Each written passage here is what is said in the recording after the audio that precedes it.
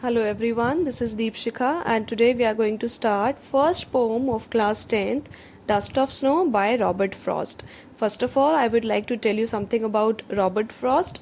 Robert Lee Frost was an American poet, but उनके जो works हैं वो पहले इंग्लैंड में स्टार्ट हुए पब्लिश होना before it was published in America and वो सबसे ज़्यादा अपनी पोइट्रीज में रूरल लाइफ को, कॉमन पीपल की लाइफ को और नेचर को डिपिक्ट करते हैं. That's why he is also called nature poet.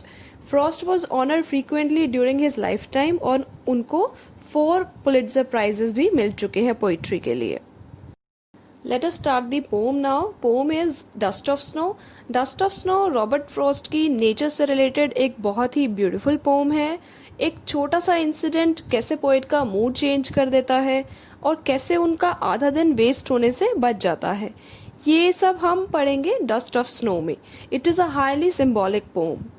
First of all I would like to tell you the meaning of Dust of Snow. Dust का meaning यहाँ पर मिट्टी नहीं है. Dust means fine particles of something.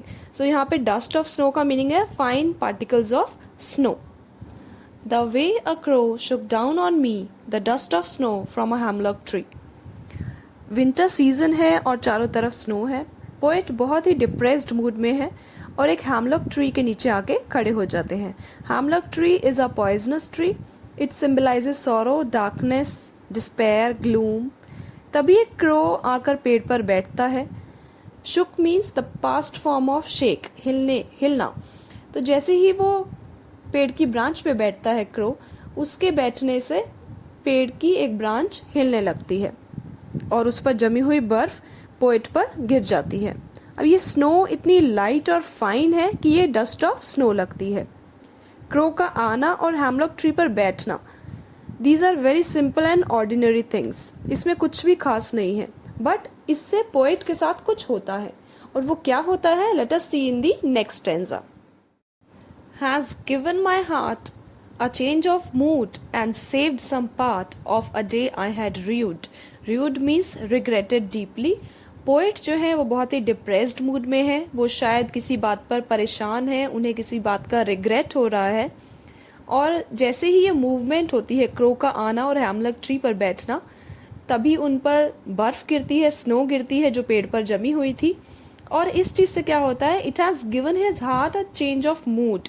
और इस चीज़ से उनका मूड जो है वो चेंज हो जाता है.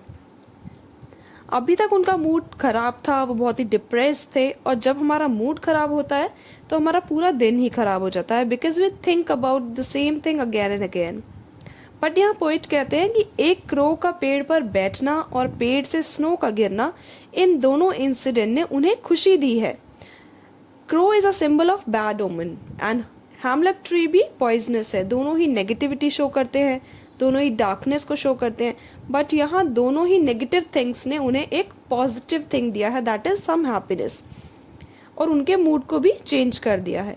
अब उनका मूड हैप्पी हो गया है और उन्हें रियलाइज हुआ कि अभी पूरा दिन वेस्ट नहीं हुआ है. ही ऑल्सो रियलाइजेस कि इस इंसिडेंट ने उनका कुछ टाइम बचा लिया है जिसे वो हैप्पीली स्पेंड कर सकते हैं, क्योंकि उन्होंने पूरा दिन रिग्रेट करते हुए वेस्ट कर दिया. So through this poem, the poet wants to give us a message that a positive change can take place through negativity also, and every bad situation has something positive in it. तो हमें उस situation के लिए दुखी होने की बजाय उसमें कुछ ना कुछ पॉजिटिविटी ढूंढने की कोशिश करनी चाहिए, क्योंकि हर एक बैड सिचुएशन में कुछ ना कुछ पॉजिटिव छुपा होता है.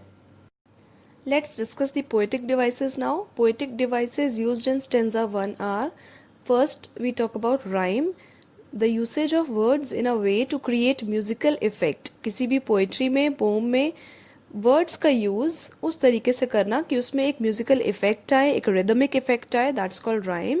तो राइमिंग स्कीम यहाँ पर हम देखते हैं. राइमिंग स्कीम देखने के लिए हमें सबसे पहले last words of the line check करना पड़ता है. लास्ट वर्ड है फर्स्ट लाइन का crow, and then me, then snow and then tree. तो इन चारों को अगर हम राइम करें, क्रो को हम नेम देंगे ए, एंड मी जो कम्प्लीटली डिफरेंट है उसको हम नाम देंगे B. Snow is rhyming with crow, crow snow, snow crow. तो इसको हम सिमिलर टू क्रो जो ए था वही नाम देंगे A. And then tree, tree is rhyming with me, me tree. तो ये दोनों सिमिलर रहेंगे, बी एंड बी। तो यहाँ पे आपका राइमिंग स्कीम बनेगा ए बी। नेक्स्ट हमारा पोएटिक डिवाइस है एंजैबमेंट। एंजैबमेंट is continuation of a sentence into 2 or more lines in a poem without using any kind of punctuation, that is period or comma. Period means full stop.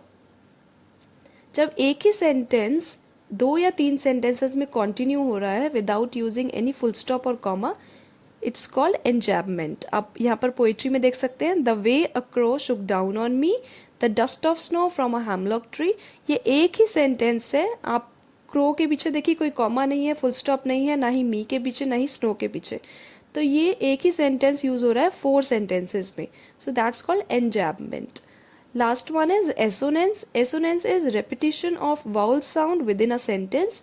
Vowel sound का use होना एक ही sentence में, और वो words के starting में भी हो सकता है, मिडिल में भी, या फिर लास्ट में। Line number 2 you can see Shuk down on me. Shuk down, यहाँ पर ओ साउंड, डाउन एंड ऑन, यहाँ पर ओ साउंड जो है वो प्रोमिनेंट है, so that is called assonance. The poetic devices used in stanza 2. First, rhyming scheme. Rhyming scheme, here it is CD, CD. You can see the last words.